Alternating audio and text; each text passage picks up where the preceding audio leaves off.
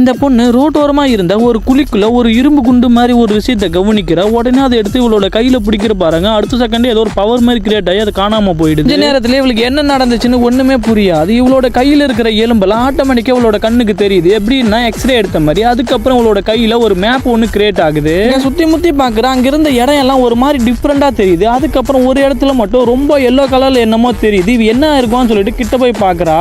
யாரும் இல்லாத நேரம் பார்த்து மறுபடியும் அந்த இடத்துக்கு வந்து பார்க்குறா பாருங்க. உண்மையிலுமே அந்த இடத்துல ஒரு எல்லோ கலர்ல மாதிரி இருக்குது. தோண்டி பார்த்தா அது ஒரிஜினல் தங்கம். அதுக்கப்புறம் இவளோட வீட்டுக்கு எடுத்துட்டு வந்துருவா. இந்த மாதிரி இருக்கிற கோல்டை எந்த இடத்துல சேல்ஸ் பண்ணணும்ன்றதுக்கு ஆன்லைன்ல சர்ச் பண்ணிட்டு அந்த இடத்துக்கு போய் அதை கொடுப்பா. இந்த கோல்டை வாங்கி பார்த்துட்டு இதை வித்து கொடுக்கணும்னா எனக்கு 10% கமிஷன் கொடுத்தா தான் நான் பண்ணுவேன் அப்படின்னு சொல்லி வர்றாரு. அதுக்கப்புறம் இவன் என்ன பண்றதுன்னு தெரியாம சரி வேற ஏதாவது ஆப்ஷன் இருக்கான்னு சொல்லிட்டு வேற கடைக்கு போய் பார்ப்பா. இந்த மேடமும் இந்த தங்க கட்டியை வாங்கி ஒரிஜினல் கோல்டு தானே சொல்லி செக் பண்ணி பார்க்கறாங்க. பார்த்தா பியூர் கோல்டு. இதோட மதிப்பு $10 million வரும்னு சொல்லிடுறாங்க. இதை நான் உங்களுக்கு சேல்ஸ் பண்ணி கொடுக்கணும், எனக்கு ஒரு 5% கமிஷன் வேணும்னு சொல்றாங்க. இந்த பொண்ணு கம்மியா இருக்கிறதுனால ஓகே சொல்லிடுறா.